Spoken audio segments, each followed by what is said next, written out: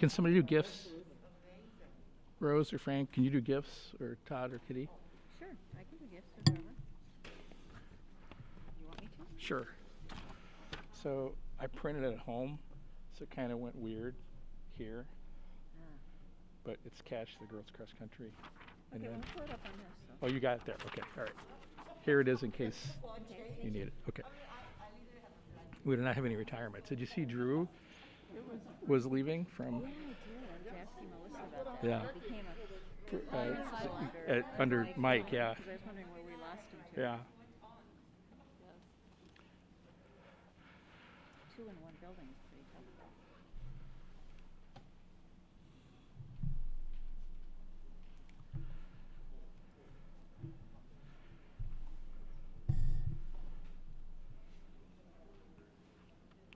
I always feel a bit of a disadvantage when I can't see everyone in the audience.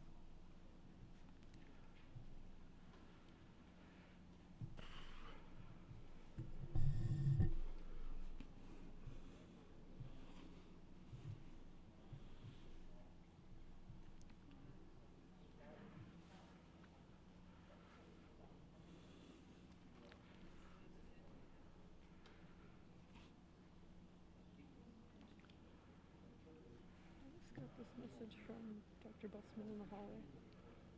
Okay.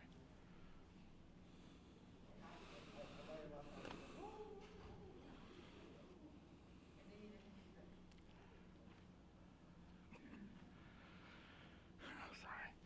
Okay, Wayne, we're ready.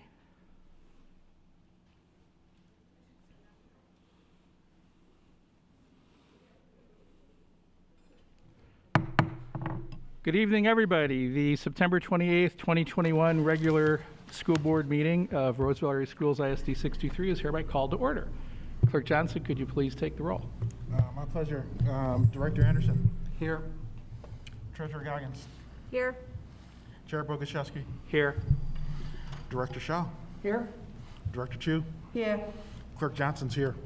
Thank you. Do we have any agenda adjustments? There are no agenda adjustments. Thank you.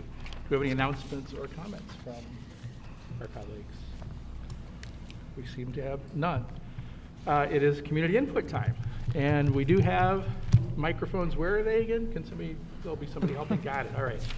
So, as you may have heard, we did institute a new process to sign in electronically to help with our processing and to make sure we capture legible addresses and things. So, first on the list is Alan Halasek. So, Mr. Halasek, please. How long do I have? 3 minutes, sir. We're doing 3 minutes. And timing will be by our communications. Can you hear me clearly here? Okay. Okay. All right, well, hello. So, okay, well, as you know, I have spoken to the school board the last few meetings, and one of the biggest worries that I have brought to the school board's attention was concerns about the Brimhall principal and his seemingly aggressive desire to push transgender ideology onto our children. Now, as you can see, as you have probably can tell from the last couple of meetings, I'm not alone in my concerns. So tonight, I just wanted to read for you all part of a letter that was written by a woman named Sinead Watson. Sinead Watson is a woman who chose to transition to a man, but then later chose to detransition. So, this is what she said. We are but a few of many that have been victims of this type of cavalier attitude. We have all suffered from gender dysphoria at one point, and some still do. And we're led to believe that our best chance of treating our dysphoria was to medically transition.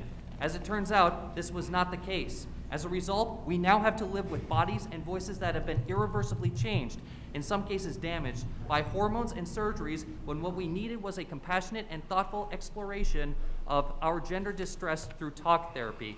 Some of us will now never be able to have children, and many of us live with great distress and regret every day. Not only did physicians fail us by sending us down a singular path of transition, they are now letting us down once again by disparaging our experiences and even our existence, when they should be providing us with support to help us heal from our unnecessary medical transitions. As we see more and more distressed young people following in our footsteps of a rushed medical gender transition, in a few years we fear the consequences of this activism will be catastrophic and visible to all.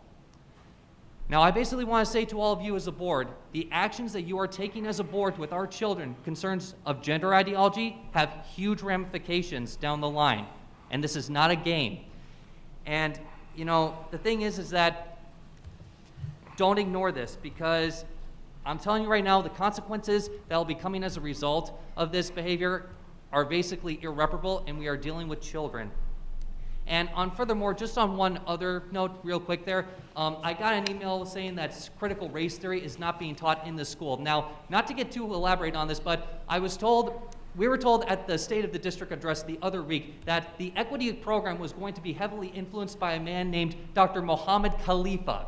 And I did some background on this man, and there's some very problematic stuff in his history. For instance, he wrote a paper about quote-unquote Christian privilege, and also he has been a very big proponent of critical race theory. And so the board has stated that critical race theory is not being used in our schools there, but I find that very hard to believe if Dr. Mohammed Khalifa is the primary influence of our equity program, because critical race theory is not simply a subject, it is a process and a lens by which you interpret all other subjects. So, and it looks like I'm out of time, so thank you very much for your time. Thank you, Mr. Lasek. Also, just one other thing I should have mentioned too.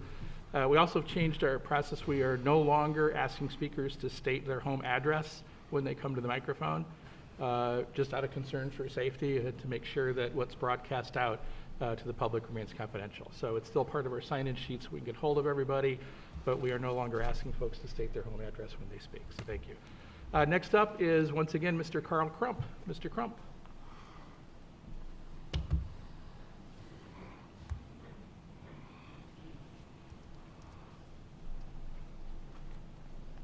Good evening. Thank you for hearing me.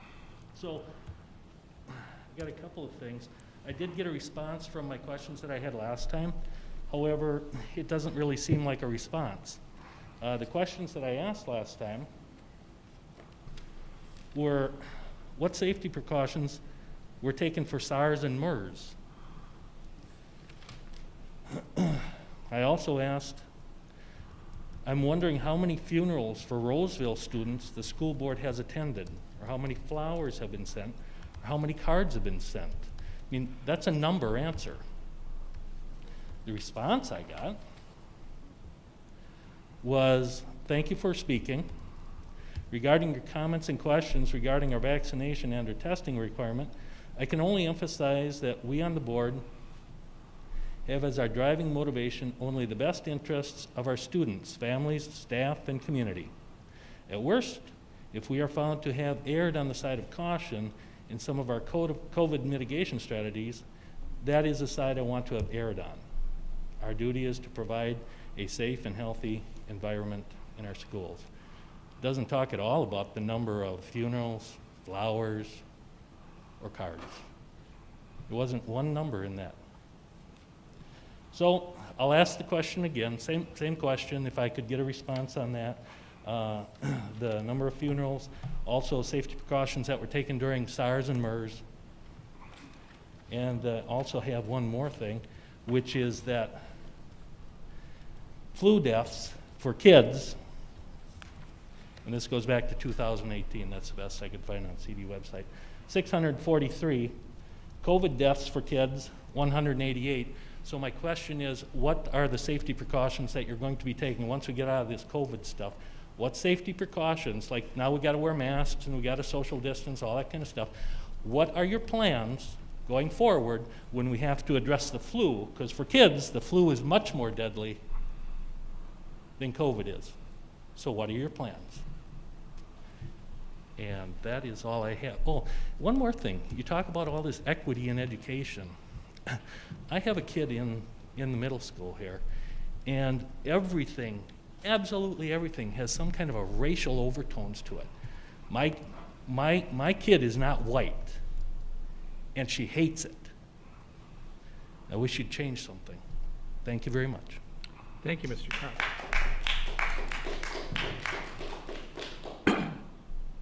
Next, we have Kathleen Bart. Kathleen.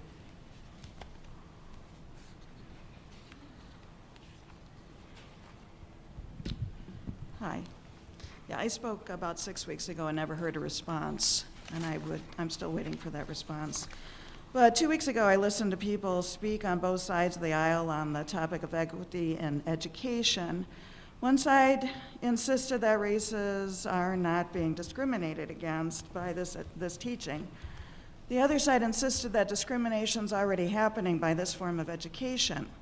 I'd like to argue that the way to address both concerns would be to take the middle ground and teach truth in education.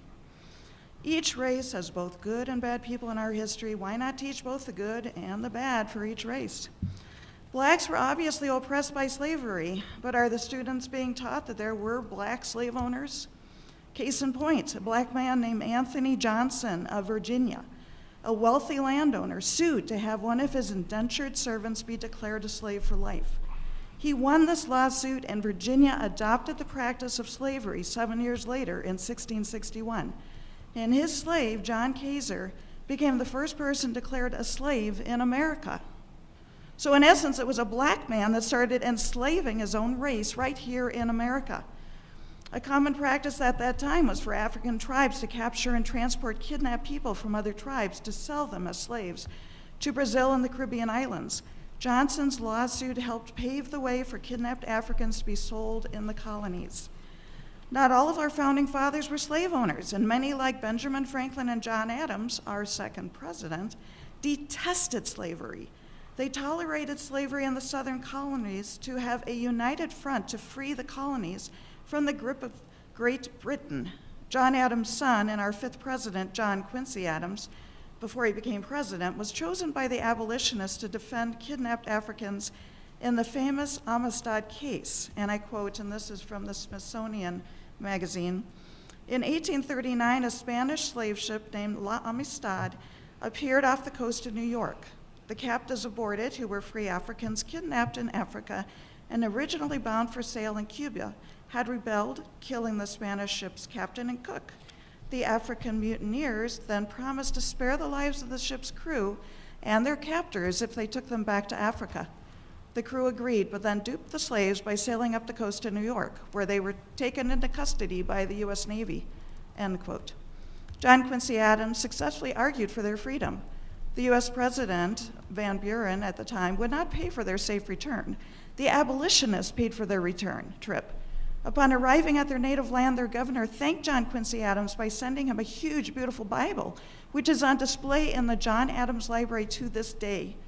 Have your students read the original journals of Christopher Columbus, not someone's interpretation of his voyages. They'll understand there that the native tribes some were peaceful, some were warring. And if I could just finish, if you wouldn't mind. Isn't that good stuff? I did some research here. I know. I love history. Okay, what he found, Christopher Columbus found, was they would kidnap people from other tribes, enslave them, and some would even cannibalize them.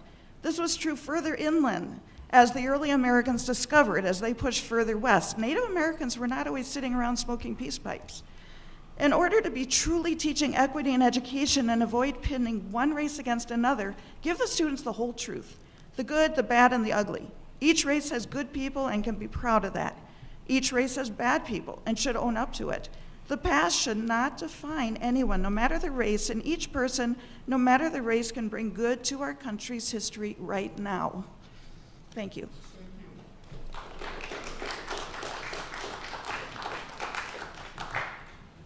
Thank you, Ms. Bart. Next up, we have Leon Neve, or Neve. I'm not sure how you pronounce it, sir. It's pronounced Navy. And Navy, let me thank introduce myself. Thank you.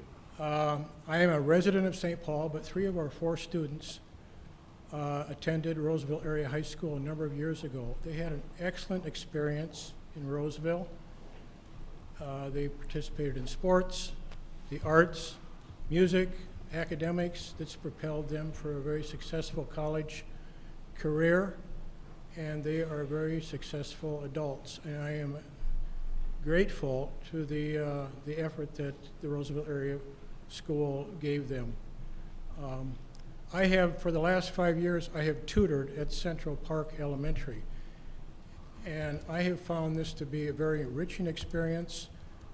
The kids are very involved. They're engaged. I find the staff to be incredibly dedicated, the principal to be incredibly dedicated. They're doing everything right. I'm very much interested in the demographics of Central Park Elementary School because it's very much like the demographics of St. Paul Elementary School. I have spent 35 plus years as a counselor in St. Paul Public Schools, so I know a little bit about the demographics of a very diversified school. The one thing that I find missing, though, at Central Park is an elementary counselor. And when I inquired about this, I was told, well, Roseville doesn't have elementary counselors. Well, I understand that, but look at the demographics. It's very much like a St. Paul public school. St. Paul Public Schools has elementary counselors. The needs are there. The needs are there more so than ever now. With COVID, kids need support. This is too much to ask a teacher to be giving this kind of support. And I know the school has psychologists and social workers. That's not the same as a counselor. A counselor should be for all students, and all the students have a need. And I see this very, very evidently. I see this when I go there to tutor. That these are kids that, in some respects, are too much for a teacher to manage. So I appreciate Central Park. They're doing a great job. It's a great school, and I enjoy my tutoring experience very much. Thank you. Thank you, sir. Next up, we have again tonight Mr. Bruce Ona.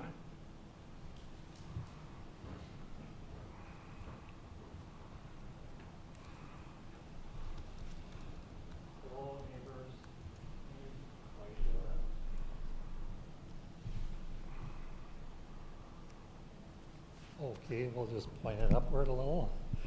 Okay. Yes, I wanted to talk about some of the destructiveness that's going on in our public schools in Minnesota from the LGBTQ. And so Jefferson Fiatek was an advocate for LGBT students at the Anoka Middle School of the Arts. And he was considered a hero of, for what he did.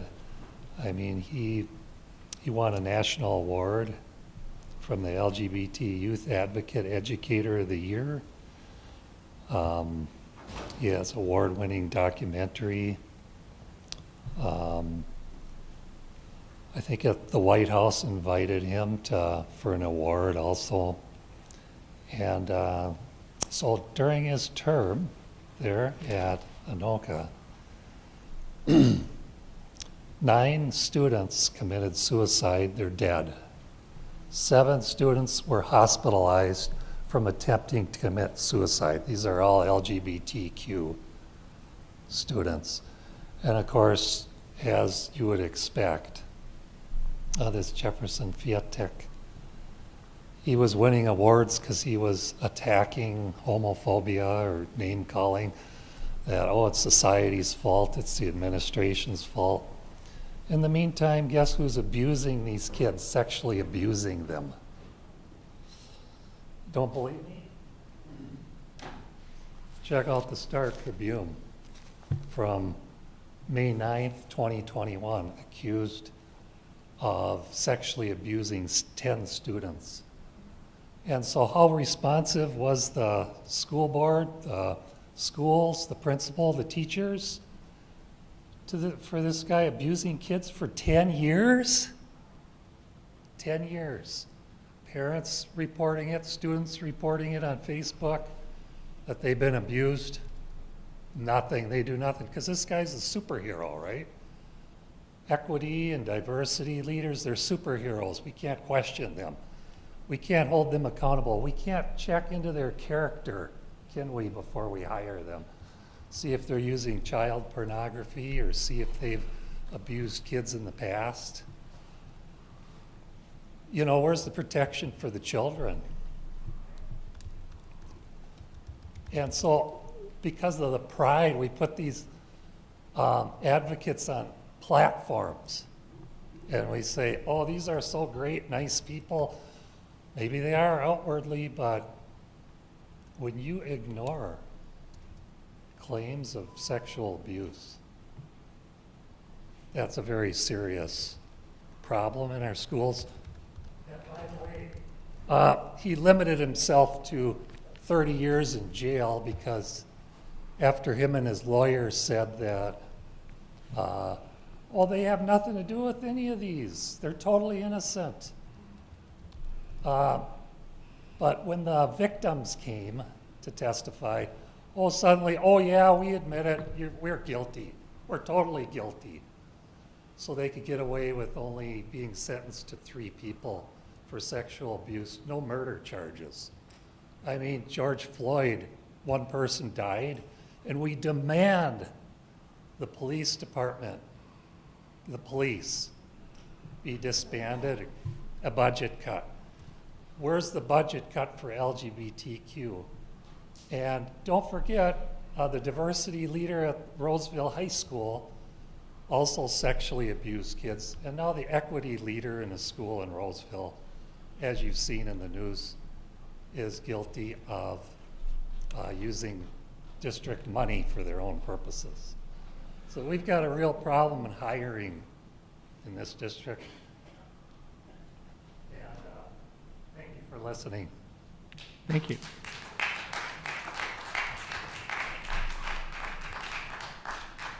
And then Angie Byrne.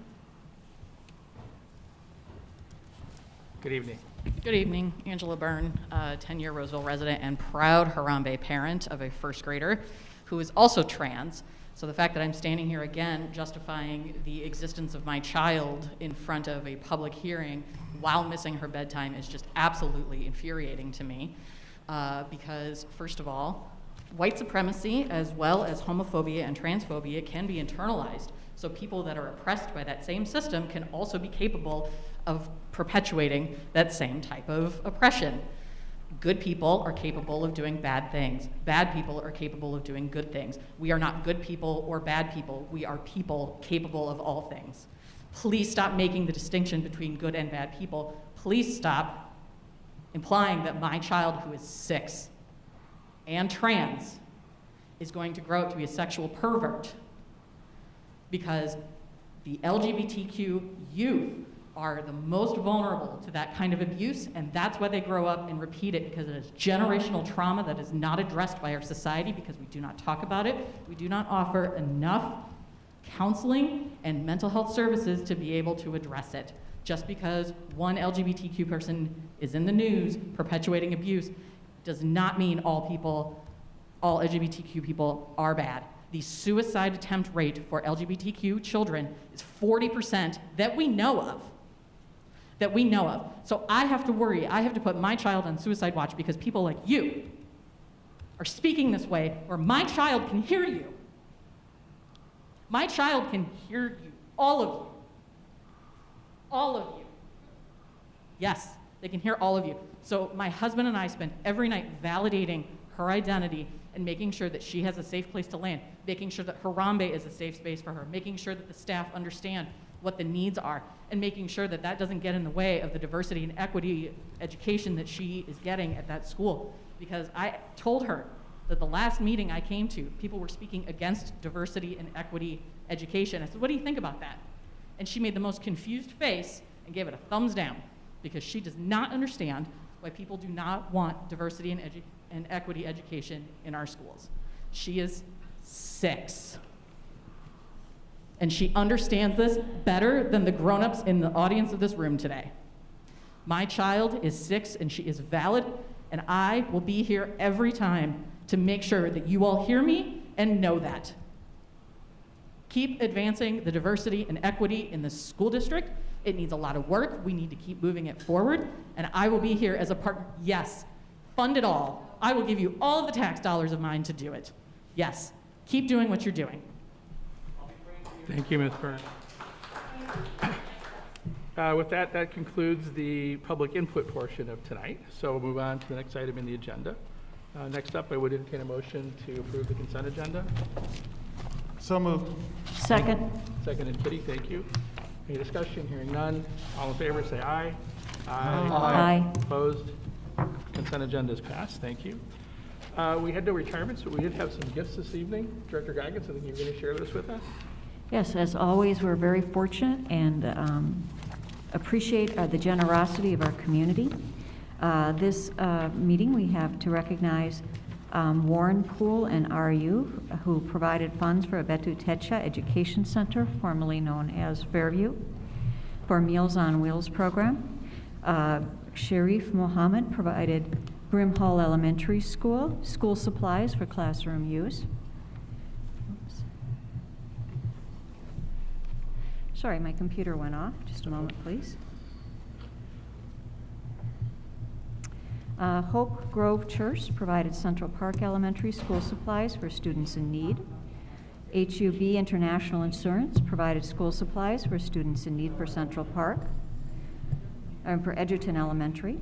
Turnaround Arts provided art supplies for Harambe Elementary School. Lynn Flagstad and Amy Finken provided Roseville Area High School funds for girls cross country team. Nash Lucan provided Roseville Area High School funds for the Roz weight room. And the Falcon Heights Lauderdale's Lion Club provided funds for the wrestling team at the Roseville Area High School. We greatly appreciate the generosity of our community in supporting our schools. Thank you. Thank you, Kitty. And yes, as always, again, a healthy generosity, very much demonstrated. Thank you. With that, we'll move into our first report on a non-action item. And first up is an update and report on summer programming for 2021. And it's going to be led by Director of Community Education, Karen Schaub. And I think, Karen, you're going to introduce us to some of your team also.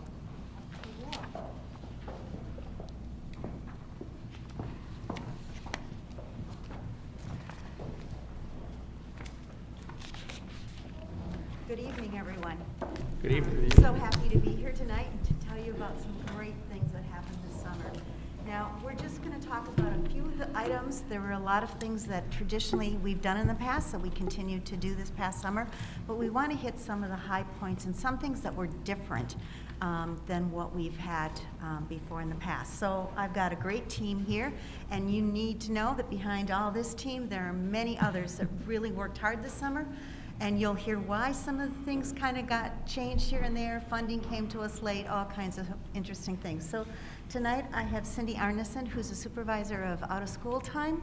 I have Laura Freer, the principal of Fairview Alternative High School. And I have Tad Hagan, who is the supervisor of our adult high school. And each of them will share some little different highlights with what happened this past summer. Thank you, Karen. Before we jump in and talk about the present with summer and then what we learned and moving forward, we wanted to take an opportunity to set the stage with you about how we came to where we came to with our mindset for the summer. So early winter, the challenge was thrown down by the Minnesota Department of Education to provide summer programming that would advance and expand, accelerate student learning.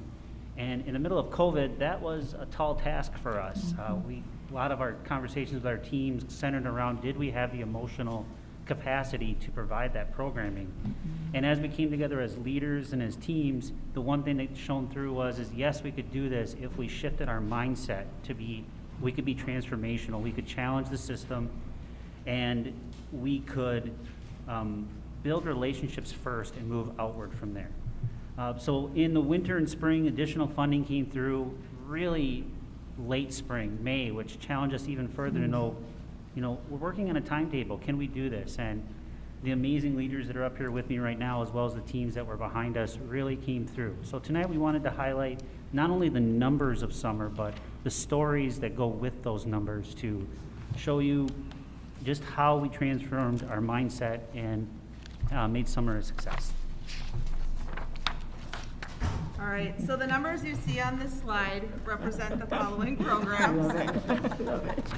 Summer Discovery, Summer Arts and Music Enrichment, Unity Center, Friendship Connection, Adult Learners, Manufacturing Students, Pathways to High School Credit Recovery, Pre-K, Leaders in Training, Meals on Wheels, and Meals Served to Students.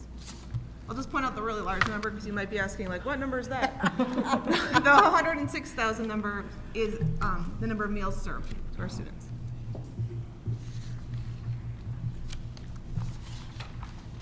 So, as I said earlier, tonight our presentation will center around those numbers, but then also pictures that kind of demonstrate the stories behind how summer went for us.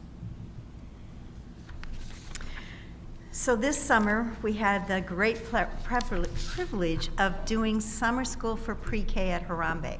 So it was our first summer that we really had a site that was really great for summer programming. We had 30 students, and these 30 students had not had any kind of education or pre-K experience. So it was the first time that they got the opportunity to be in a setting with other students. And we worked a lot around social emotional learning, and they just had the time of their life. And if you know the Harambe area, you know we have that beautiful outside opportunity. Those kids were so ready. They already owned the building by the time school started. So it was really great, and it was a great opportunity to bring in students that hadn't had that opportunity for either 1 or 2 years, depending on how COVID had hit their particular child. For our K through 8 learning, I'm going to highlight Summer Discovery, which is our targeted services, and we extended it to 5 days a week. One day that was just focused on arts programming, so we had students go through 3 different art rotations during that time.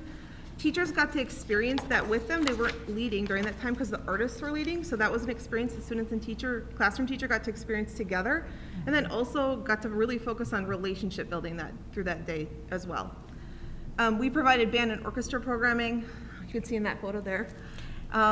We provided busing, and we changed the time of band and orchestra to try to be more inclusive of family, to make it easier on families of how they can get their students there. And then we did a 3-week arts program at the middle school in August that focused on that age range, very targeted, again, provided free transportation, just looking for access points for students. And then additionally, we had Friendship Connection, and we provided over 100 students that traditionally wouldn't have been able to attend access to the program to continue the SEL programming and just high quality programming that those students need to have access to after coming off of COVID. And I'll just point out this one picture in the corner too. That is a mural at the middle school that we're in right now on the lower level that the students in the art program completed in this building. Oh, wow. Yeah. And I get the pleasure of talking about credit recovery for the high schools. This summer, credit recovery had a successful experience. We totally revamped our programming for both FAS and ROS students. We created 2 models of 2 different learning models of instruction to complete the students' graduation requirements based on the family's individual situation. We had an academy, which was an in-person program for students to work with teachers and peers to recover the credit that they may have missed during the school year. Students had the option to choose and complete 1 class a week for a total of 5 credits this summer. For perspective, that's a whole trimester worth of credit, and we did that based on using pre-assessments. So we tested students based on their prior knowledge, and we filled the gaps. We didn't make them start over and relearn stuff that they already could show us that they knew. Our flexible learning program was for our students who weren't feeling comfortable enough to come into the building, or because they needed to take care of small children. It was an online program developed to allow students to work independently.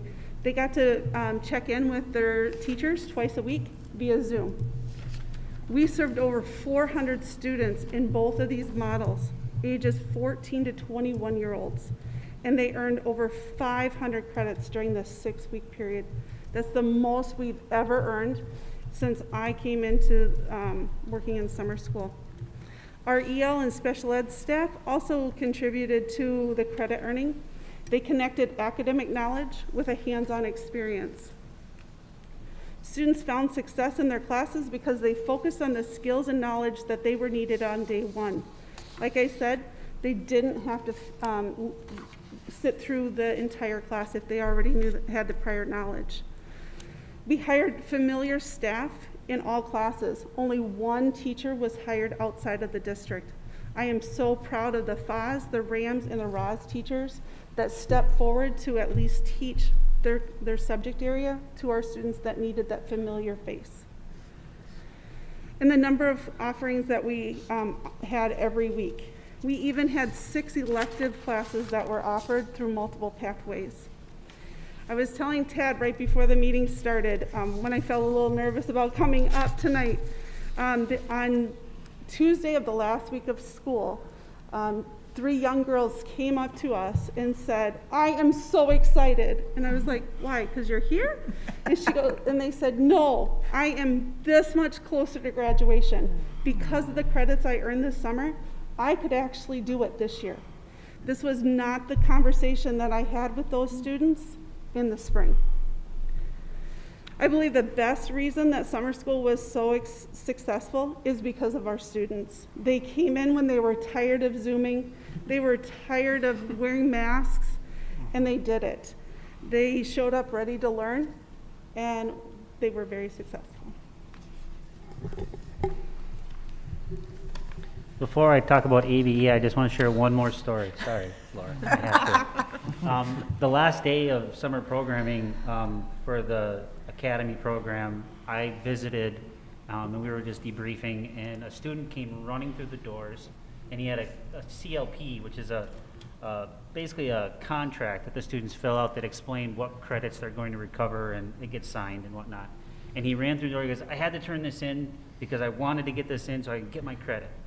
And Eric Thornton, who works with Laura, said, "Great, we love you." And the student's like, "I love you," and then he left. He walked all the way in to E-Wing, which is on the other side of Roz, to do that. And the emotion and the love that the teachers showed him, and he reciprocated, was special. So I just want to share that. Yeah. Adult basic education. The numbers that you saw on the screen, we had 114 adult learners choose to stay with us this summer. And I use the word choose because these are parents, and these are adult learners who have jobs, who work second shift, who work third shift sometimes, and then show up the next morning on a Zoom with our teachers. Going into the planning of summer, I'll talk about assumptions. We assumed as leaders that our teachers and our students wouldn't want to carry through another year of learning on distance learning, that maybe they wanted the summer off.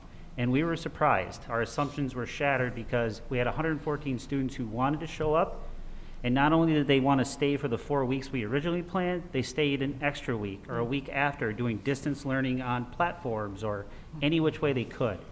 And our teachers wanted to keep teaching. We thought they'd want to stop, take a break, but no, they wanted to be there for their students, and so we're very proud of that. The pictures you see above, the top pictures are from our AMR program, which stands for Apprentice and Manufacturing Ready. We had a cohort of 8 students this summer, and I'll just highlight and do a shout out that we were in transition in buildings, and RAMS really came through for us. Our students had the opportunity to actually use an industrial technology room for the first time, and they loved it. Cool. And we left things just how we found them. I unfortunately can't remember the teacher's name, but the first week of programming, he sent us an email that said, "Hey, this machine doesn't work so great. This machine needs this."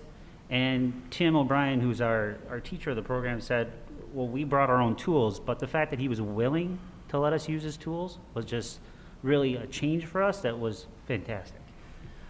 We've placed 4 of those students into trades this summer. 4 students out of that 8. So 50% placement, which is about where we usually sit with our cohorts. Down below are some pictures from our new building, which our students are loving.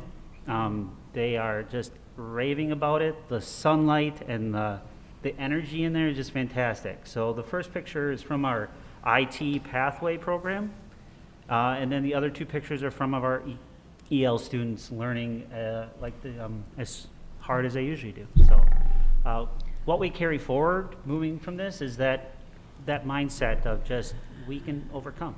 So yeah. So because we're always lifelong learners and we're good reflectors, we need to take some time, or we needed to take some time at the end of summer school to really think about what went well, what do we need to move forward. So that's what Cindy and I will be talking about. So take a few moments and think back to the pictures that we just showed you on the slides. Each student represents the learning that was done because of the program we offered. We offered art in the classroom for our elementary students, as Cindy said, and provided them an extra day of learning. In the number of years that I've been in the district, even as a teacher, we only offered summer school for 4 days a week. This year we went all 5, and teachers did it. We also had access to high quality learning options. Again, we had over 100 students have the opportunity to stay engaged in our schools by our Friendship Connection program for free. We also provided transportation for band, orchestra, and art programs for our elementary learners.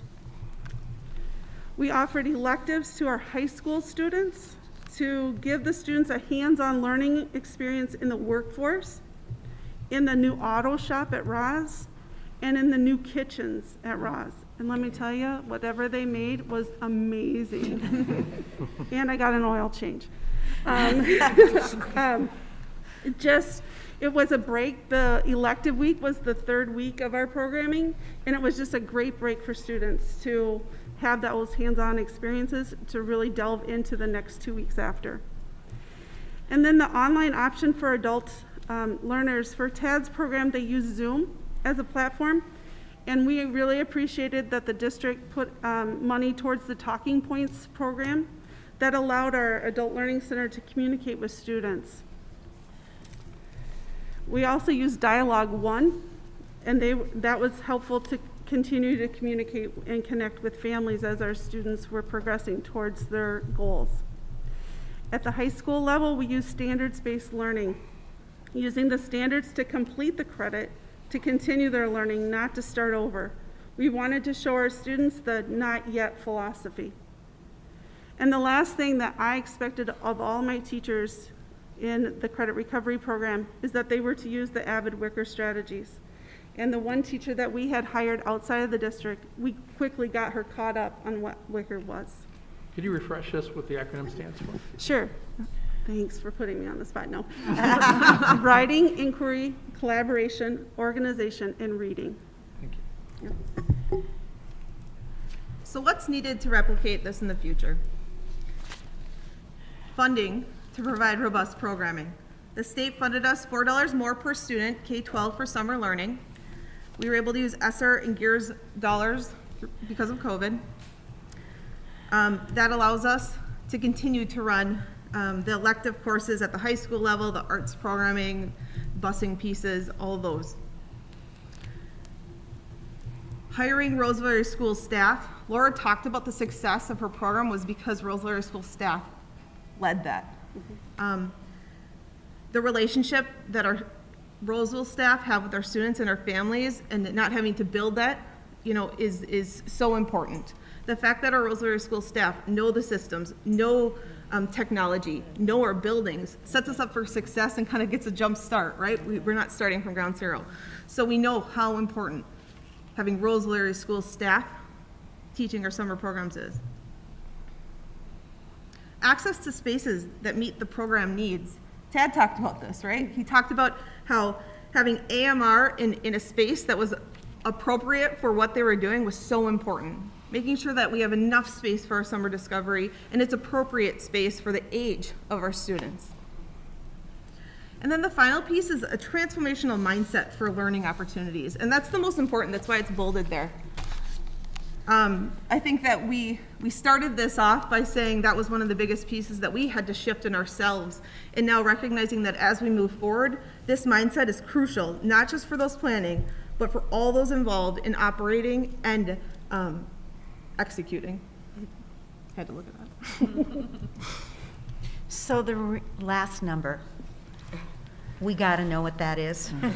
It's the students and adult who chose summer to start, continue, and expand their lifelong learning. And we learned a lot from the summer that we hope to carry through in future summers, and we also hope that along the way, our state continues to maybe support us a little bit more than they have in the past summers, because I think we can show them what a difference we made. When Laura got done talking about what happened at summer school, I said, you got to call the state. Tell them how you did something different today that made a big impact on our students. So we're happy to take any questions that anyone has. Sure, thanks, Karen. Fellow board members, any questions or thoughts? Curtis?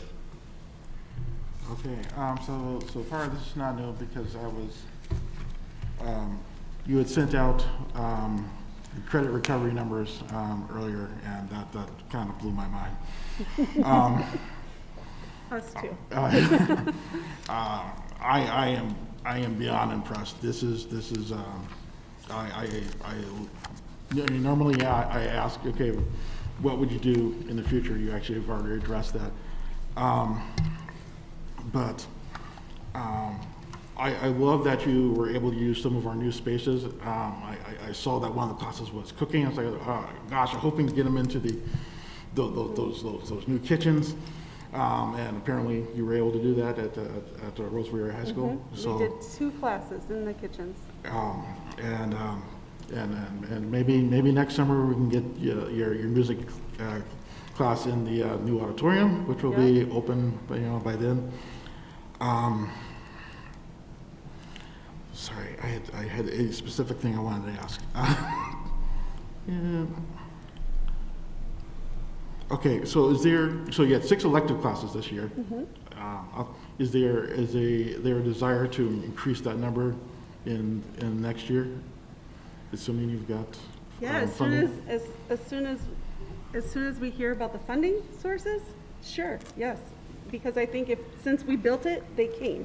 Mm-hmm. And students, they loved those courses. So yes, I would love to expand. Okay. Excellent. And were you able to, did you talk to someone at the state about? I did. I got a response right away, and from Sally Reynolds, who is our MDE specialist for alternative ed. And at our next meeting, at the meeting after she got my email, I had to explain the whole thing to everyone else in the state. So Okay. I was very proud to share our success. Outstanding, because this is something that everyone should know about. Mm-hmm. So good work, everybody. Thank you. Kitty? Could you comment on which students were offered to participate, how many students wanted to participate, if we could accommodate everybody who wanted to participate? So in essence, the criteria for students being able to participate and whether we could accommodate all those interested.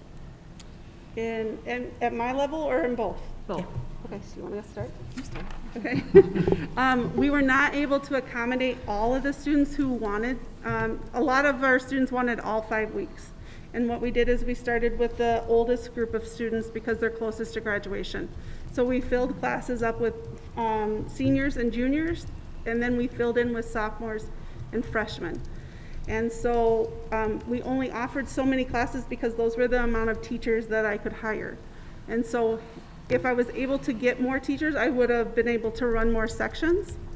But I think having students, most students were able to get into 2 classes, at least out of the 5 weeks. And I think all students who wanted an elective class got an elective class. Very quick follow-up to that, Laura. So if you couldn't get the teachers, is it because we didn't have the funding for you to hire the teachers, or because you tried to recruit but weren't successful because we're just being hurt by the teacher shortage? I think it was more the recruitment. I was really proud of the number that I could get, and so I wasn't really sure how I could add more sections without having those teachers. I didn't want to have to turn kids away at the last minute. We did actually add 2 sections. We pulled 2 teachers from Flex Learning who said that they would do the academy classes to help us out. So we ran 2 sections of World Studies 9 and he was intermediate algebra. So for first through eighth grade, we did not have, like, cap out. We actually had to reduce the number of sites that we were going to be offering programming at because we didn't get the turnout actually that we thought we would from students. And we actually had the opposite of Laura. We actually, with Roseville School staff, we did not have many Roseville School staff that were at the capacity to teach in the summer. And I think that affected us as well, because when we don't have our own staff teaching and really encouraging our students to come to their class, right? I think the response is maybe that they don't show up then or don't want to sign up. I also think we're coming off of a hard year and that a lot of families just wanted a break too. So I think there's many components there, but we offered whoever asked to show up got a spot. And everybody qualified for possibly participating? We did target certain families to participate because if you were not meeting grade level in math or reading, that was our first markers, but many students this year did not meet that, right? So it was basically because it was such a challenging year. And at the high school level, you do have to have failed a class in order to recover it. And at the high school level, it sounded like you offered classes that were combined FOS and ROS, is that correct? Or Yes. were there separate classes? I believe this is the third year we did combined classes, ROS and FOS students. Thank you. Tad, I think those numbers with the AMR program, just going back to that, are just outstanding. And just, maybe refresh our memory on how that AMR program came about, or for the members of the public too, just because I remember, I think it was a grant program or partly a grant program. I just think it's such a wonderful program. And I know the group came before the board here and told us about it and told us about the grant, so. Yeah, and Tim O'Brien, who's our teacher of it, he'd be happy to come back and give you a presentation anytime. He loves talking about about AMR. The genesis of the program came before I came, but it's a DEED grant. It's a P2P, which is Pathway to Prosperity, and it's a 2-year grant. And we just ended our previous grant, and we've written DEED to get another one. But in the meantime, in the 6 months to cover it, we have it fully funded, ready to go. We have a cohort of 8 students right now working out of Betu Techa, so we're really flowing. And we placed 4 students into trades, 2 finishing trades, 1 mason, and then another general construction. And they're all employed right now. And so yeah, it's a great program. Tim does an amazing job, and our partnership with Korean Organization of Minnesota is huge for us in terms of the grant is written towards a Southeast Asian perspective, but we've served U.S.-born folks in our summer program, and it really is a highlight of our program. We really enjoy it, and using that model, we're branching off into other pathways as well, which is why the space thing is important for us, being up on the slide deck, because Tim loves, and our students love having their own space now. You got to visit the other day and see it, and they're making it their own. And before, they were just in a classroom, kind of just making it work. And so we're super excited to be able to have that space for them to learn a variety of contextual things for career. Yeah. Thank you. And you're right, Tim could talk all day. Yeah. Thanks. So as you can see, our group is really excited about the opportunities we had, and we see lots of opportunities for growth in this coming year, and we see that our students will be coming back strong. It's just taken a little while sometimes to get folks comfortable in coming back into school. And sorry, Kitty, I think you were going to say something. No, I was just going to say thank you very much for all this amazing work in helping our students learn. And as we look forward to next summer, it sounded like funding was the major concern you had, but it also sounded like perhaps staffing issues were another question. Is there any way we as a board can help support your work? Yeah. I think that we're going to have to see a little bit. I think there still might be some funding available for us this next coming summer. We might not have spent all the money that was allowed to us this summer. We still have to see how that all comes out. But that ability to add that extra $4 let us do some things that normally we would not have had the money to do. So I think that's it. And I think next summer we'll see more of our own teachers coming back. I just think some of them really just needed a break. We also do plan to have some focus groups to find out, you know, what can we do to help incentivize that as well? Is it the length of time? Is it the, you know, number of weeks? How can we collaborate positions to make it, you know, we need to think differently too, so. Other comments or questions? Rose? Yeah, I guess, you know, this is such a great story because there's such a narrative out there around all the learning loss and all the ways that our students are not engaged, and to hear the success of what is going on in the summer, and how can we continue is really, in talk about the mindset, right? Really shifting the fact that it's possible. It is possible when we put our mind to it. So I just was thinking about how do we make sure that that story, those numbers, that data, the stories are told. Whether it is in, you know, I was just thinking about whether it's in MSBA magazine, Yes. or some way to share this, right? Just to have a counter narrative of what the narrative is out there about our students, about families, about teachers.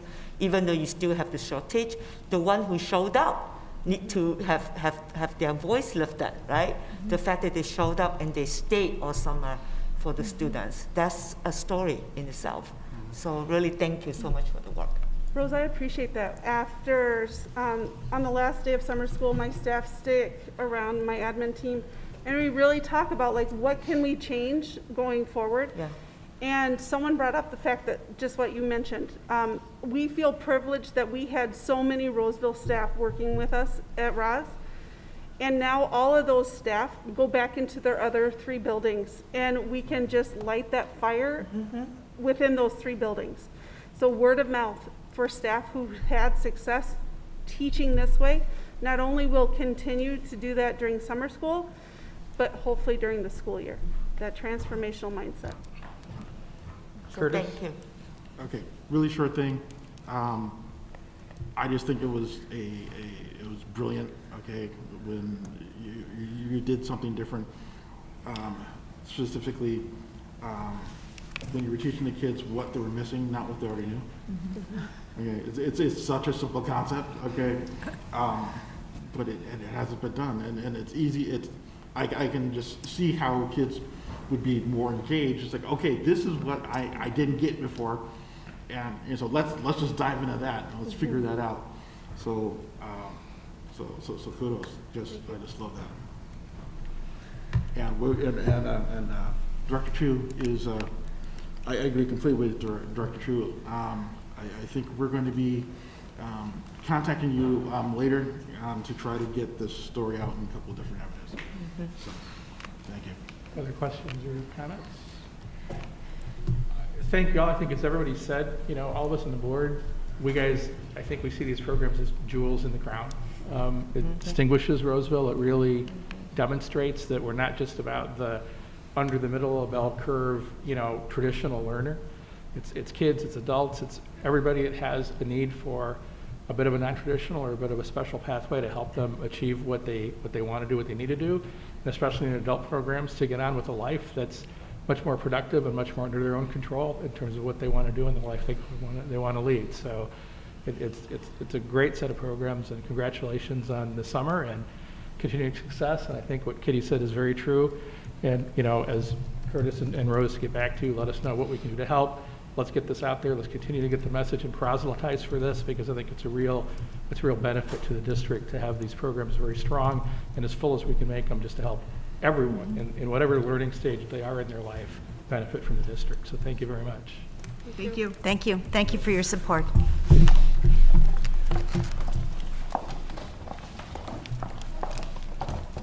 So next up, we have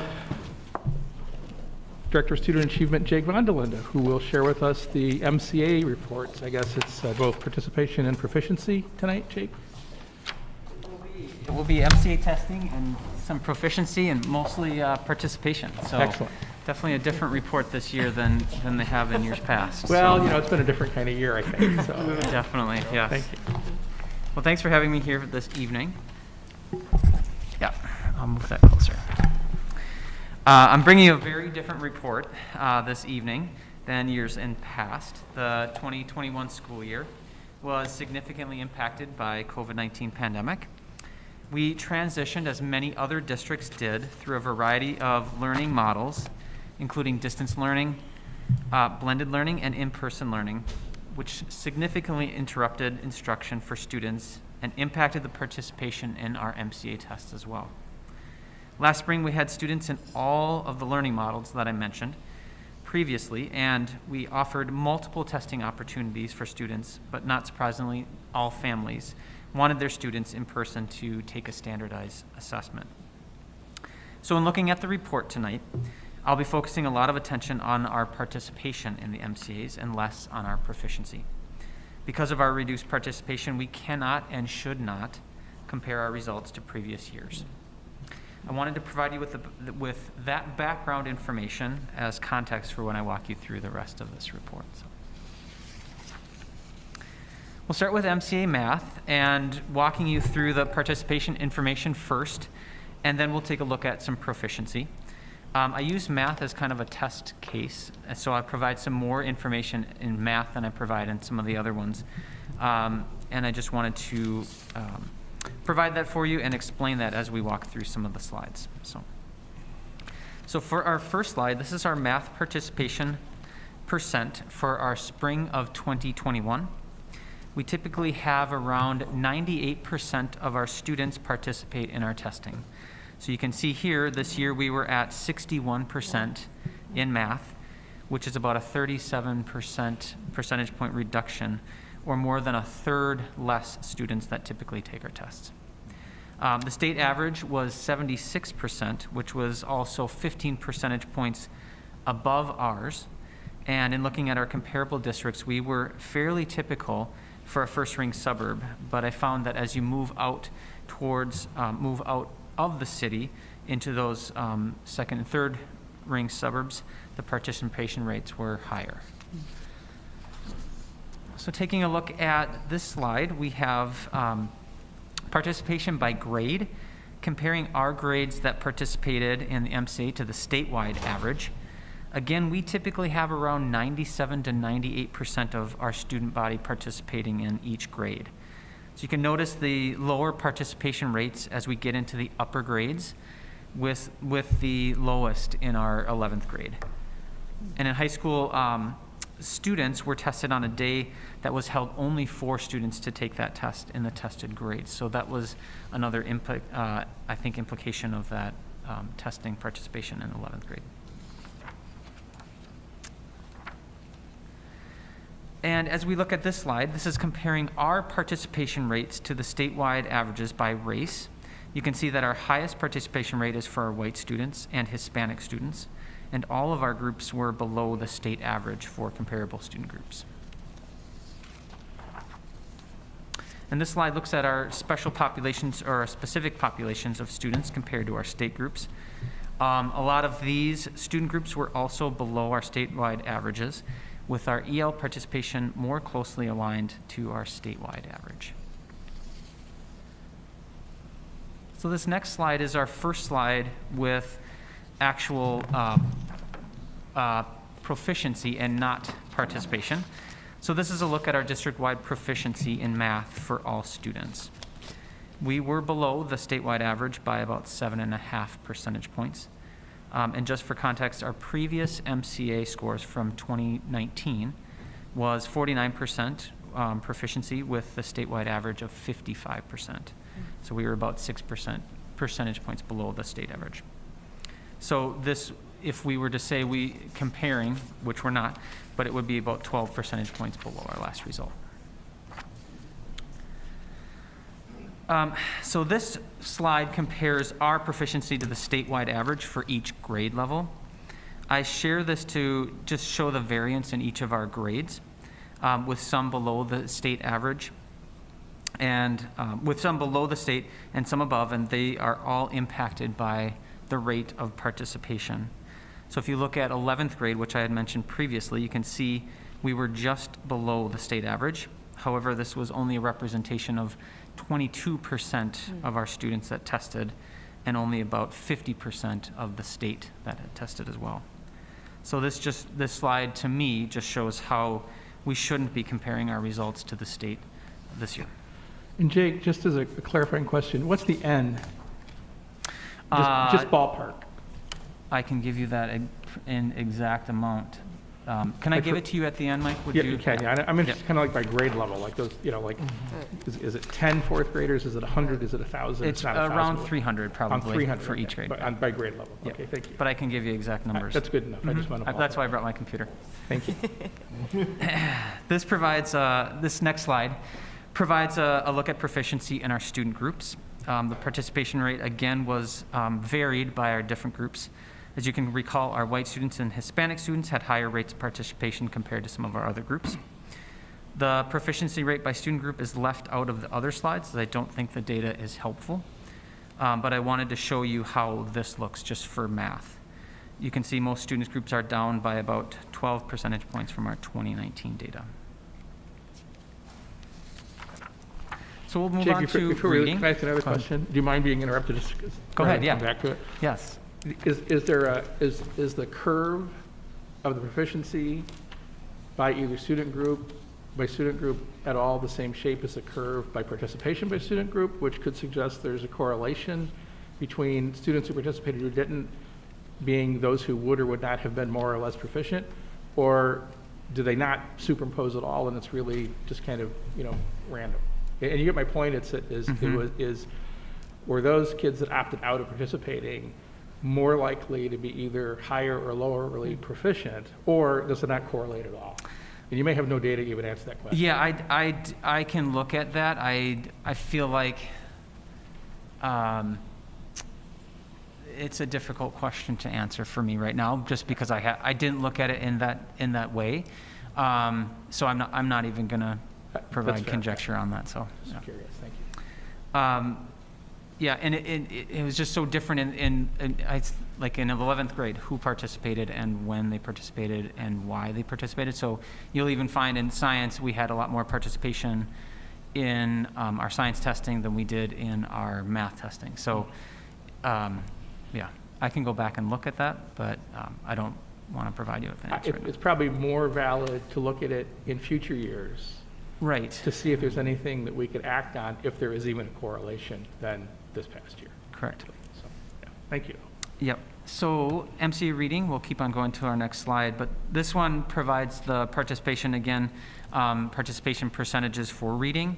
They're very similar to our math percentages for both of our, both Roseville schools and the state.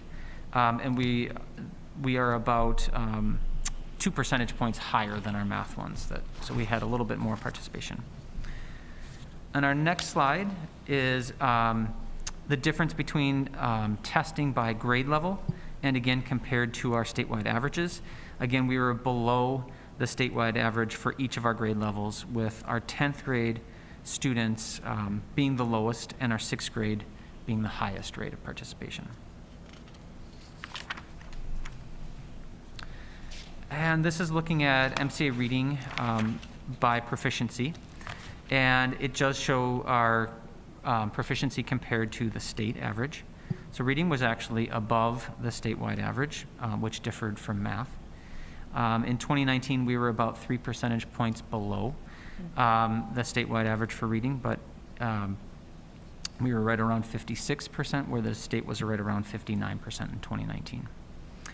Our proficiency in reading was more comparable to 2019 than our math scores. This was a typical trend that we did see around the United States, that math proficiency was more, decreased more than reading. Experts and researchers that I've read have suggested that it was a lot easier for families to provide reading instruction and support than in math. Their theory is that math needs more technical expertise and knowledge. You can't just hand a student a math book and say, go do some of this work, where you can sometimes do that with reading. You can hand them a book and say, hey, go take a look at this. And so we did see that big difference there. So our next slide shows our reading scores compared to the state average. Again, you can notice that our 10th grade is well above the state average. And also remember that our 10th grade students had the lowest participation rate of any grade, which was only about half of what the state participated as. So again, this just makes the case for how looking at our scores can be very deceptive. This next one is our reading proficiency by our student groups. Again, it's difficult to compare these proficiency scores as we had so much variation between the participation of our groups. And our last subject area is science. Again, this is this first slide is comparing our overall participation rates to the state.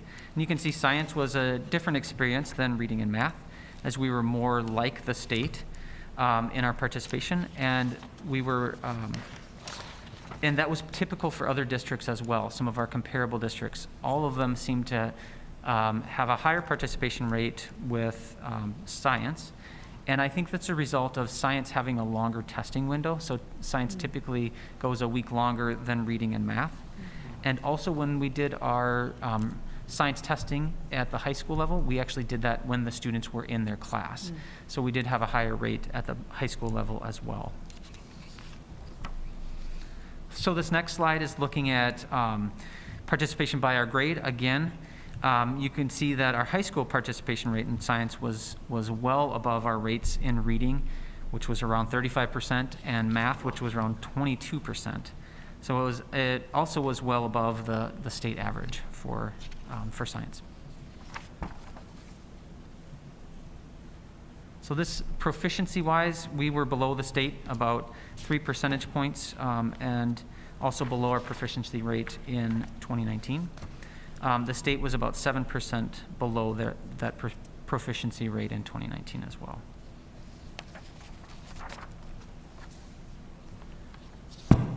And our next one is looking at our scores, our proficiency by grade. And for science, it's a little bit different than our reading and math. So we have our MCA science is given in only 5th, 8th, and in high school after a student completes their biology course. So that's why you see those different grades listed than some of the other science and or math and reading. So this is a look at our proficiency in science by our student groups once again. And I'm going to move us on to our summary of our data. So you can see that our MCA tests were waived because of the COVID-19 pandemic in the spring of 2020. And we don't have any testing data for that spring. And so that's just context again for you all as well. So our most recent data would have been, our full testing was 2019. The spring of 2021 was also significantly impacted by COVID-19, where students were in blended, in-person, or distance learning models, which significantly impacted participation, as you could see. So we saw a 37% decrease in student participation in our Roseville area schools and a 21% decrease in statewide participation as well.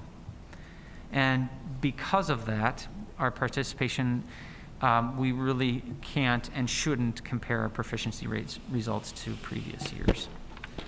And we did see differences in our student participation by race, with a higher proportion of white students testing than our BIPOC students. I lost my last slide. So continuing our summary, if I lost my slide here. My apologies. Our scores mirrored current national and statewide trends, which showed a greater decrease in math and reading. And again, we are fully in person this year and are focused on some learning acceleration, which is not remediation, and supporting students' social emotional learning. And you did hear about that on our Tuesday of Back to School workshop as well, if you were there. Learning acceleration is a part of our professional development plan. It's core instruction given to all students. It's an approach that prepares students for success in grade level content by front-loading prerequisite prior knowledge that students should know, vocabulary, those types of things, so that we can accelerate student learning into that grade level, providing some diagnosis for quick diagnostics for the things that are coming up that are to be learned, and getting them those prerequisite things, knowledge, content, vocabulary, those types of things that they need prior to that. We do believe that that will assist in interrupting our pandemic learning that was interrupted, as well as some long-standing systemic inequities. This will be a long-term plan that we're rolling out this year and learned about last spring as well. So I am ready Thank for you, Jake. questions. Sure. Yeah. Follow-up, Jenny? Yeah, if I may add, Jake, thanks for an excellent presentation. I just want to add that in terms of logistics, testing was held on campus at all of our schools, and we had a greater percentage of our white students participating in in-person learning, although we did provide transportation to all students to be transferred to the buildings to take the test. But I think that certainly does impact the participation. Absolutely, yes. And we did offer transportation, like you said, and tried to provide multiple ways of getting the information out to our students in multiple languages, putting that into the hands of our cultural liaisons and to our cultural Facebook groups as well, to try and increase participation. But we also know that a lot of families in the last spring were still very concerned about where we were in the pandemic. And the Minnesota Department of Education also did provide some more flexibility in our coding if a student did decide not to participate, or a family decided not to participate in a test, which gave us some greater flexibility. So, Thank you.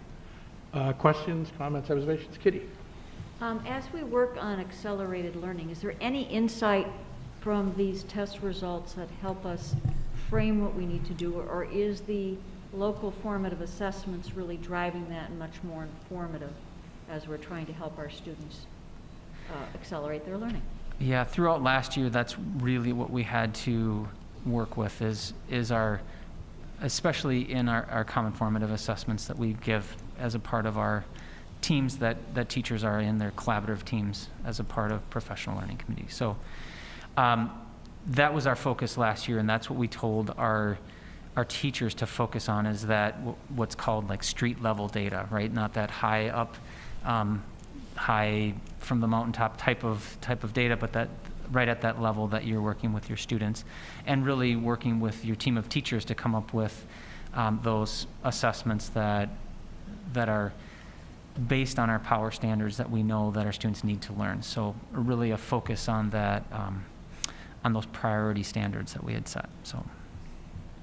And going into this year, we're continuing to do that.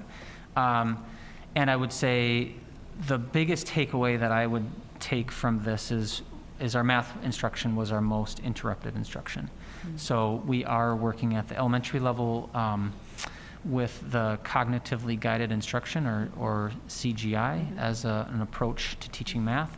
We've been working on that for a number of years, but really scaled that up over this spring and summer, and we'll be rolling that out to a larger group of teachers coming up the October 4th training, and we have a professional development day, and then also on November 2nd. So, thank you. Other questions, comments?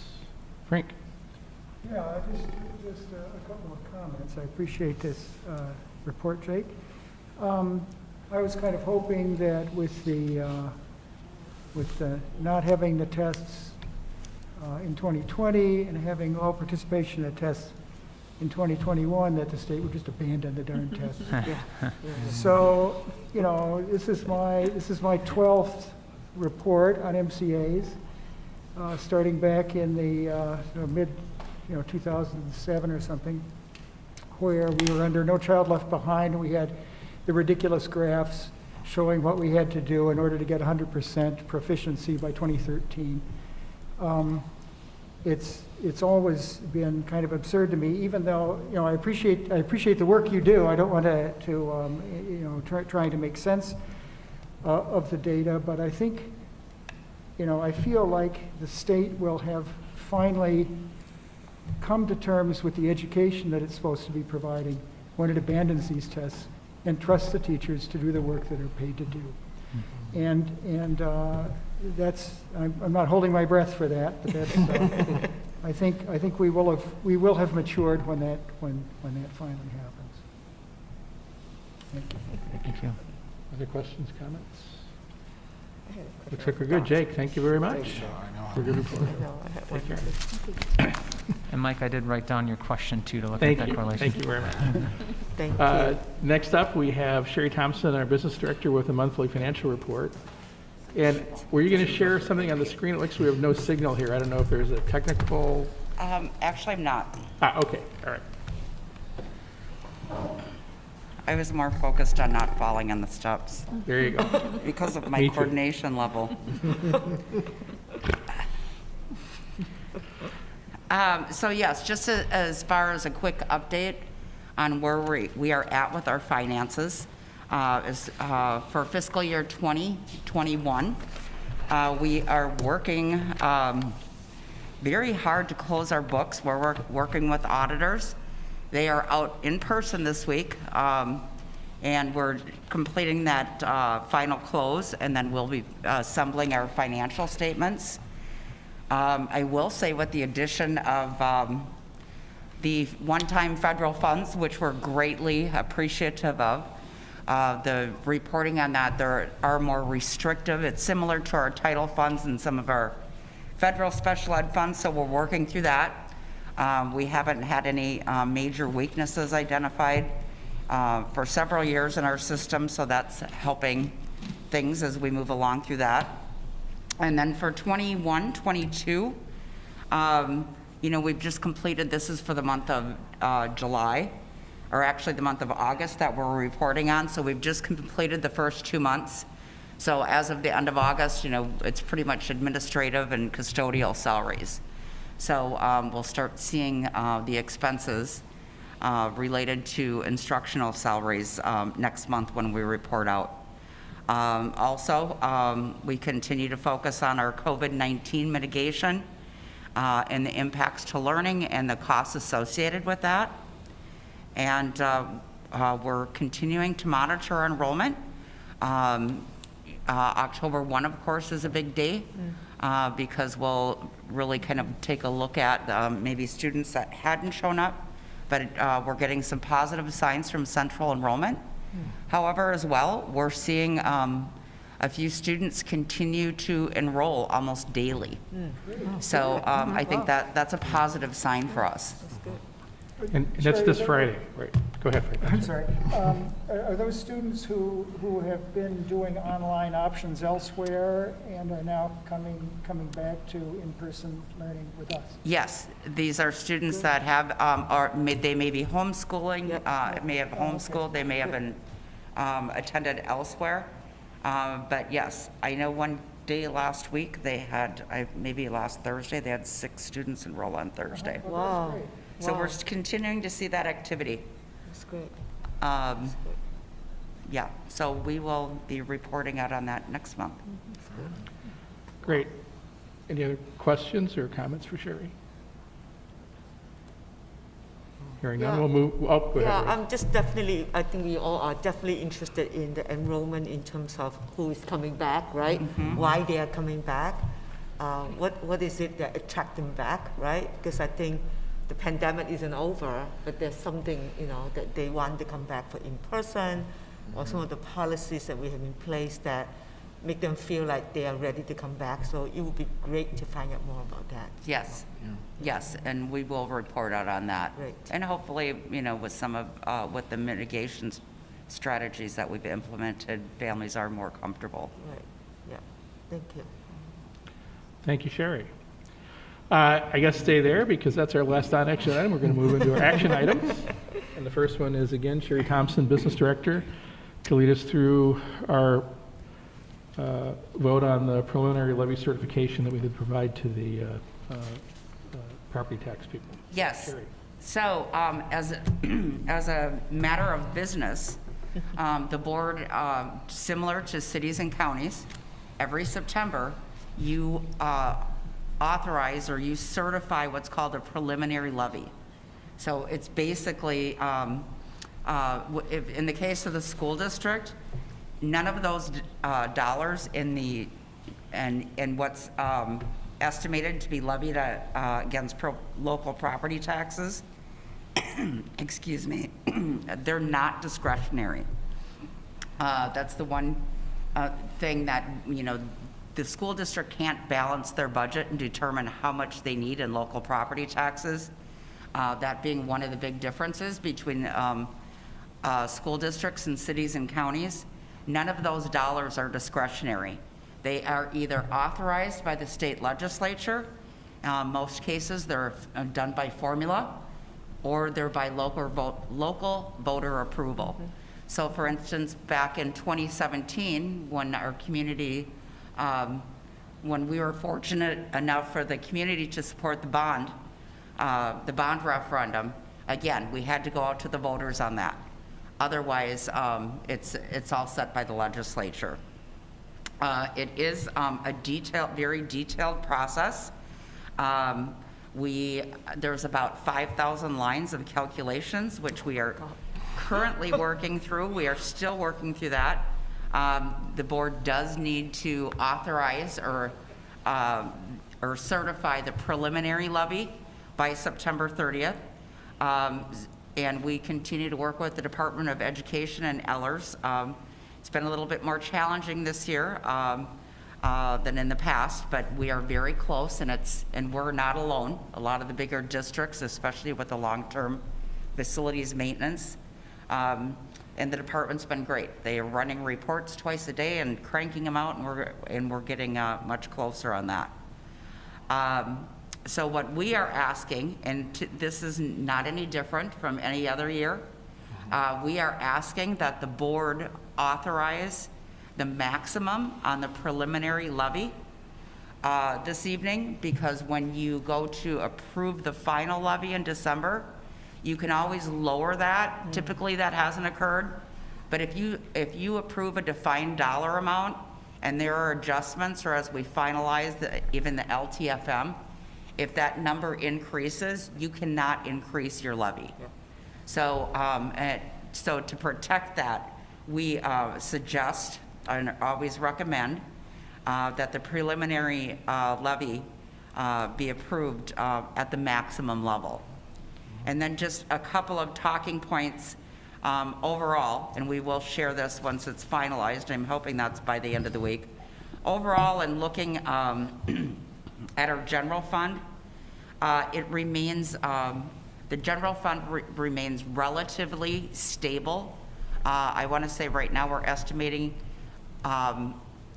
should the operating levy, our existing one that is actually sunsetting, should that be reauthorized, we'll be looking at about a 0.8% decrease in the overall levy. Right now, because the levy is set to expire, so right now in the department's calculations, they do not include that $8 million. So I just want to be clear on that, and that's also why we'll get that once we have the finals out, because that needs to be reauthorized. So, initially it may appear that we have like an 18% reduction in our general fund. Because it does not include that existing authority that is sunsetting. Thank you. Questions? Kitty? So when our residents receive their statement this fall that has taxes in there, it in essence will look like there's a significant decrease because of the levy sunsetting. But that could potentially change if that passes, and certainly then, of course, if it increases, that'll be also impacted. Yes, and the property tax statement that you receive in mid-November, it's the proposed property tax statement based on what local governments certify in September, and it states right on there that it does not include anything that was passed or authorized in the November election. So it's not going to be particularly insightful this year for our community members? Correct. Because you're right, it's going to show that reduced amount, and then there's just a blanket statement stating that the November election is not included. So, so on years like this, sometimes we, obviously, when the final tax statements go out in March, we see an increased number of inquiries. And I think there's ways that we can communicate that even beforehand, because obviously we want to continue to be transparent. Yeah. And that's what I was going to ask, like how can we communicate that, right? So that Right. people are not just totally blindsided by it. Right. And it comes out after the election. Right.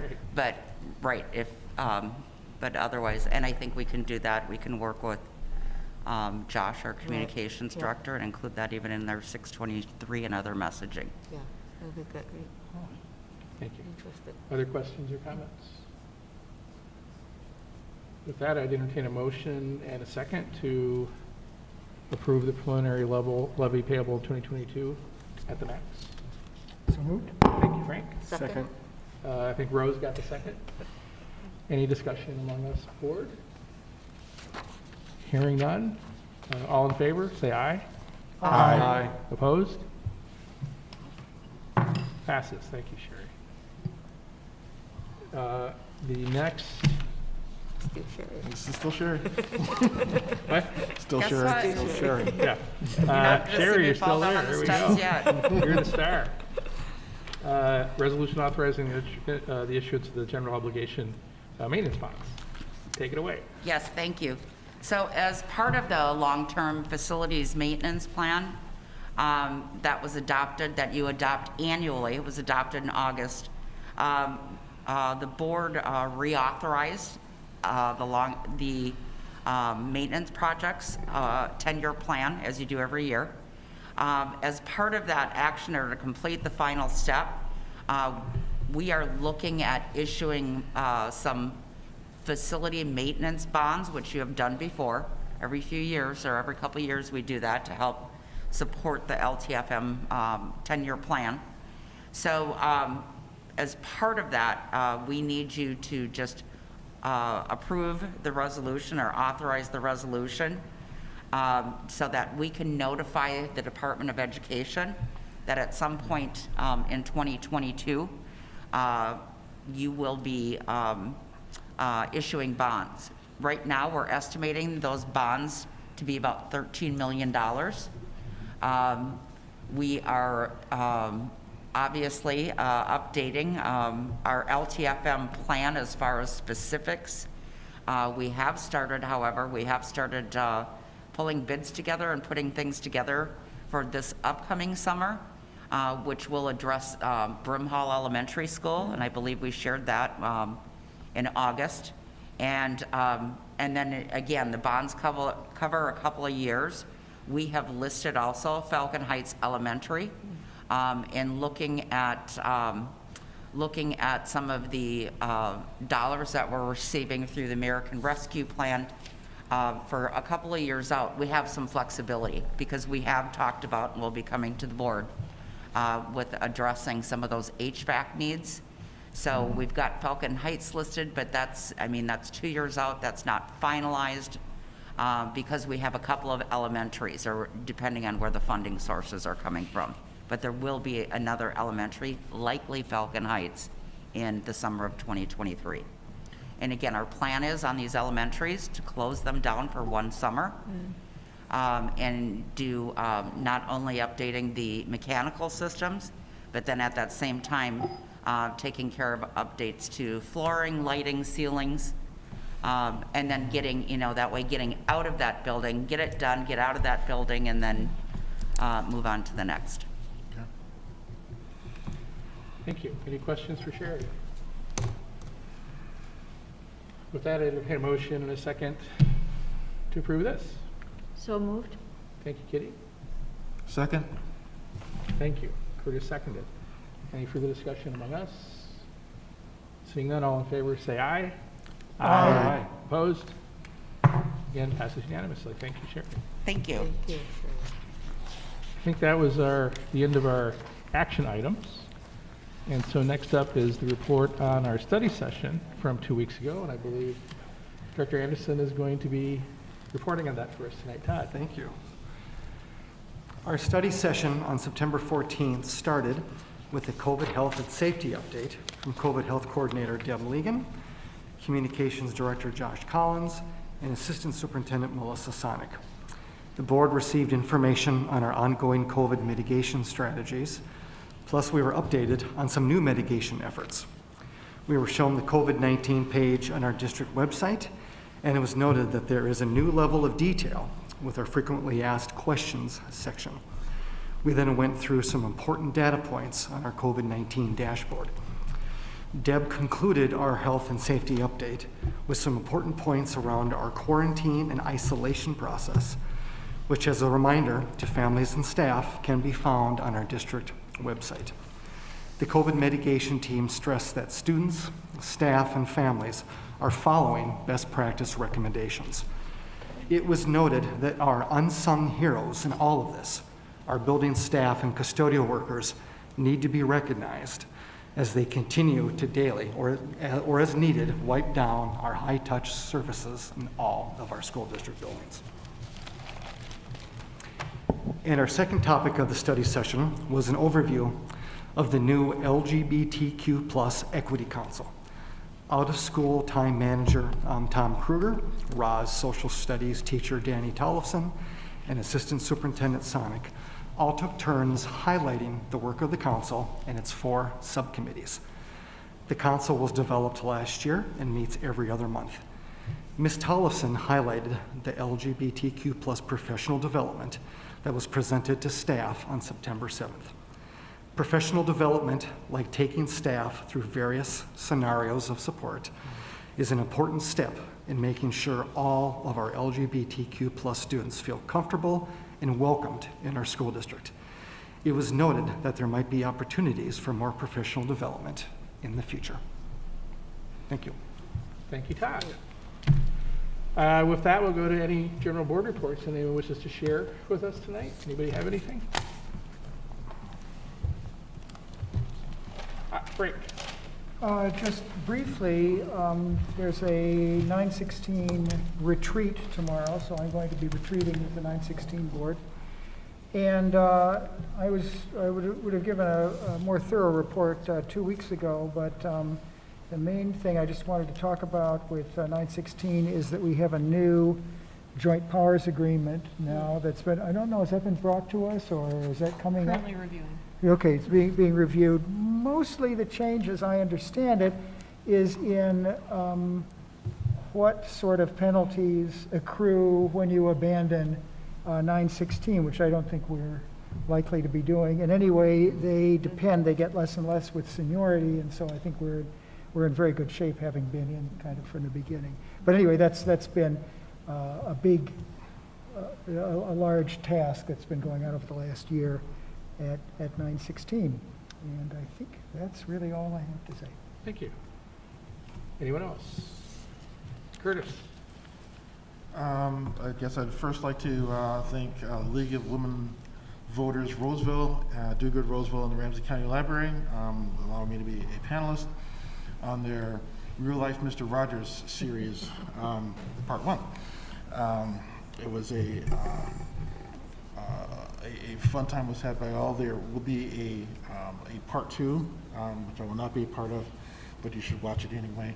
It's on, and that'll be on October 21st, from 7 to 8:30. So if you go to Do Good Roseville's or League of Women Voters Roseville Facebook or websites, you can sign up there.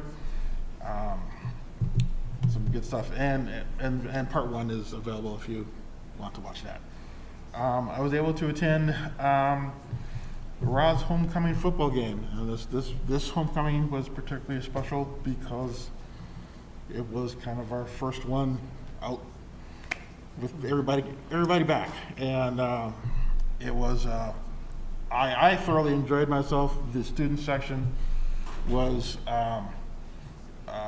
in full throat, and it was great just to see people having just good, clean fun. So, as someone who's attended way too many National Football League games, it was just fun. All right, so the score didn't go our way, but you know, it was everybody was having a great time. So really enjoyed that. Attended the State of the District. I'm going to leave that to Dr. Lake to expound upon that. But it was a first time we've done that here, and I think that went really well. So it's online if you haven't seen it. Then a couple years ago, Professor Lavery from my alma mater, McAllister, came and brought her class to sit in with us, and so it was time for me to return the favor. So she invited me over to her education, politics, and policy class, and I got to sit in and be a guest speaker there and have a great time talking to students about what it is like to be a school board member in the age of COVID. And you know, to sum up, it's hard work, but when you get to work with such wonderfully talented people, you know, it makes it all worthwhile. So then finally, no, two more things.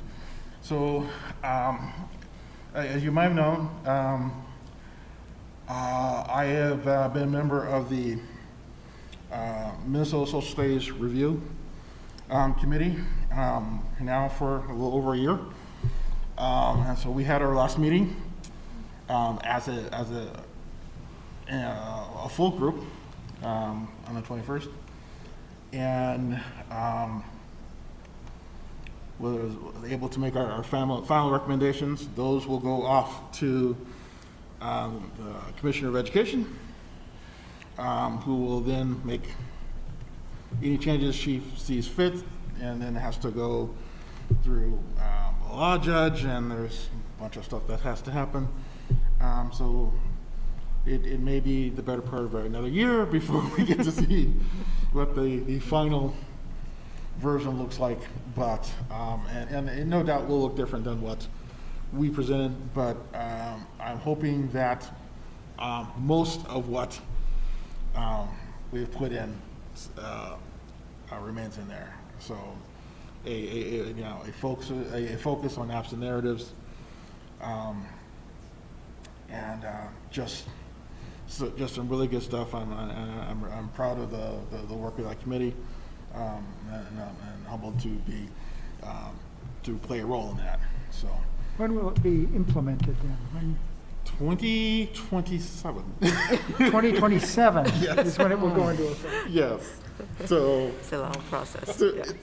It's a very long process. Yeah. So They're being very deliberate about it. Yeah. So it will also like officially will go. So what will happen is, assuming everything goes fine, it will officially go into effect somewhere in 2023 is the soft thing, right? But then it goes out, and then everybody has to work to change their curriculum. Sure, of course. Okay, so by roughly, the best guess right now is somewhere 2027 is when one would expect those changes to show up in curriculum across the state. Do you think that Roseville is sort of moving in that direction already? I mean, surely there is some of, I mean, it's the standards, but it seems to me like this has been in the air for a while, a lot of it. Roseville is ahead of the curve on a number of things. Okay, and so like one of the things that, should it remain in there, that a modification would have to be made, is that an ethnic studies strand was added. Okay, so don't know if that will survive. There's been talk about weaving that. There's been talk going back and forth about weaving that into world history, or just weaving that into multiple other strands. So we'll kind of have to wait and see what the final bit looks like. But if that were to happen, that's something we'd have to make some modifications for. But yeah, I think Roseville area schools isn't a good place. There are just a number of things we're just already doing. Yeah. you know, and so, you know, it's gonna be it. And it's something I told other, you know, I tell other folks is that this gives, you know, not every school is doing what we're doing.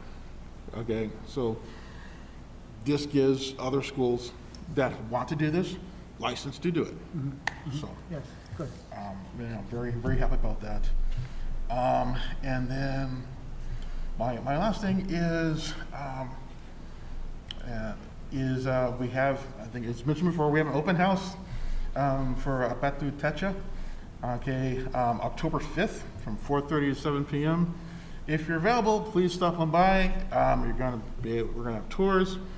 It is a beautiful facility, and if you can't make it, let us know. We'll work out some kind of tours later. But it's gonna be a great time, and I will leave it. Yes, I think that's it. I'll leave it there. Thank you, Curtis. Anyone else? Kitty? I'm very brief tonight, but I really wanted to thank the district for putting so many things online, such as the State of the Education report.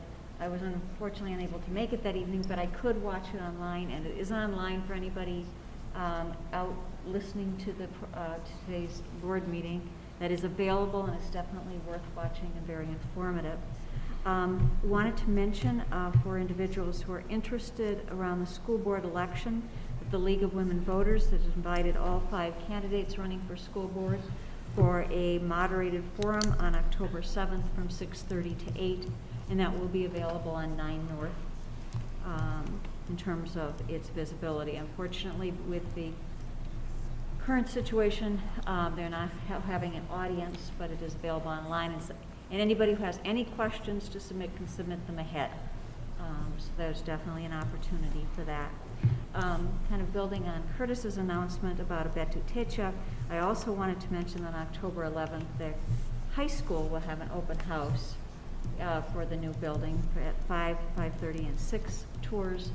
I know that I've heard from a lot of people asking when that would be, and hoping our community has some way about hearing about that. We'll add it tonight, obviously, but any way we can get that out to people, because I think that's a great opportunity for our community to see some of this wonderful new facilities that they've helped, that they've funded. Good. Thank you, Kitty. Todd? I had a chance to attend the first meeting of the District Curriculum Advisory Committee. First meeting of the year with some new members. We always review the school district mission and vision statements. We go through our norms of collaboration. We review the overall curriculum review process, the role of the DCAC. And then we had a very brief new course introduction that we will be hearing more about down the road. But we have an advanced placement Spanish language and culture course that we'll be hearing about. And then just to, again, kind of reiterate the brand new building of Batu Techa, which I had a chance to tour last week. This is just an incredible building, folks, and it just blew me away. Along with Curtis, I would advise everybody to turn up to the open house next week. The spaces that the FOS students have, they now have a science lab. The spaces that adult learners have is incredible. The pre-K center that's at this building. This building even has solar panels, folks. I mean, it's just, we did things the right way with this building, as we continue to do in this district. So if you want to see what has been done, show up next Tuesday, please. Thank you. Rose, you have anything? Yeah, I will just mention that, speaking of being a board member during COVID, I got to visit for the first time Park Center School.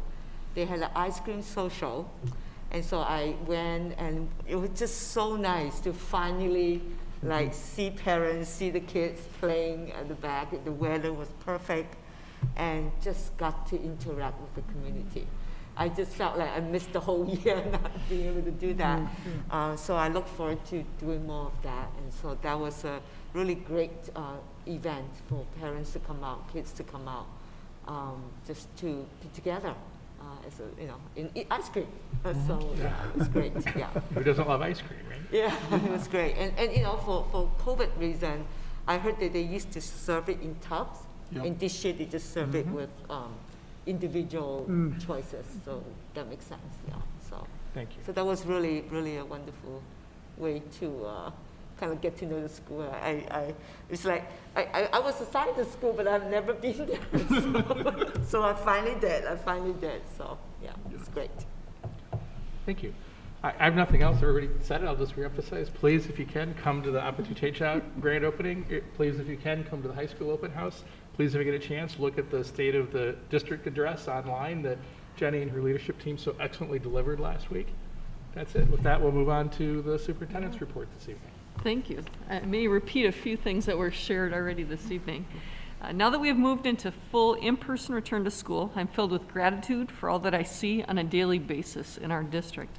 My appreciation is centered around the joy of learning that our students are experiencing in and out of classrooms, whether it's literacy lab, outdoor physical education, enrichment activities, or homecoming traditions returning. Our students are experiencing the joy of school due to the support of our families and the tremendous work of our staff. I'd like to thank our entire community. I'd once again like to thank our community for voting to pass our school bond referendum in 2017. These monies allowed us to improve our existing facilities, and these improvements were felt across all sites in the district. Again, I'm going to take this opportunity to reiterate, as a way to showcase our new facilities to our community, we are hosting 2 open houses in the coming weeks. First, at Betutecha, located at the former Fairview site, which houses early childhood students to senior programming to everything in between, including Fairview Alternative High School, adult basic education, aquatics programming, and more. This open house will be held Tuesday, October 5th from 4:30 to 7 p.m. with a ribbon cutting ceremony at 4:45. Second, Roseville Area High School will host an open house for their new D and E wings, which include new science, music, and career and technical education spaces, as well as a new performing arts center. The Roz Open House will be Monday, October 11th, with tours hosted at 5, 5:30, and 6 p.m. As a reminder, the school board unanimously voted this past June to bring an operating levy referendum to our community this coming November election. I'd like to remind our public that legally levies are for learning or the need to continue the delivery of high-quality educational programming for all students, and bonds are for buildings, past facilities improvements. Roseville Area Schools has not sought an increase in the operating levy for over 15 years. If the community is interested in learning more about our operating levy referendum, the district is hosting a Zoom presentation with an opportunity for public questions on Wednesday, October 6th at 6:30 p.m. via Zoom. The Zoom meeting invite will be posted on our district webpage. Finally, a special thank you to Ms. Lindsay Owen and Roseville Area Middle School for hosting tonight's meeting. I'd also like to give a special thank you to Wayne Powers and our video productions crew, as well as Tina Clausen for leading this transition for the meeting at Rams today. So thank you. Finally, as superintendent of Roseville Area Schools, I continue to lead with an unwavering commitment to the district's vision of equity in all we do. Thank you. Thank you, Superintendent Lake. And with that, Curtis, final word? I have a final word. Apparently something got missed. Apparently East Grand Forks Senior High Athletic Hall of Fame has a new inductee, Dr. Jenny Lake. Congratulations. Go Green Wave. Thank you very much. With that, having completed our agenda tonight, we are adjourned. Thank you, Clerk John. I know, I'm just kind of. I was going to ask to have a meeting. I'm not sure what to do with this.